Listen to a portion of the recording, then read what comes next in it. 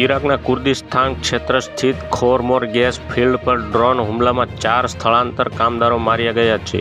હુમલાના કારણે કૂવામાંથી ગેસ કાઢવાનું કામ બંધ કરી દેવામાં આવ્યું છે. આ જાણકારી વડાપ્રધાન કાર્યાલયના એક વરિષ્ઠ અધિકારીએ આપી છે. હજુ સુધી કોઈ સંગઠને આ હુમલાની જવાબદારી લીધી નથી. હુમલામાં માર્યા ગયેલા લોકો મૂળ યમનના નાગરિક હતા.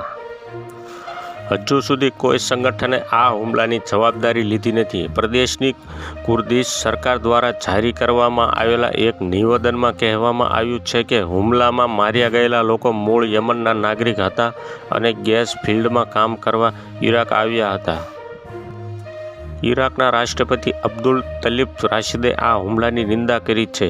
કહેવાય છે કે હુમલામાં ઘણા લોકો માર્યા ગયા છે અને ઘાયલ થયા છે, તેમજ પાવર પ્લાન્ટને ગેસ સપ્લાયમાં ખલેલ પડવાથી આ વિસ્તારનો વીજ પુરવઠો ખોરવાઈ ગયો છે.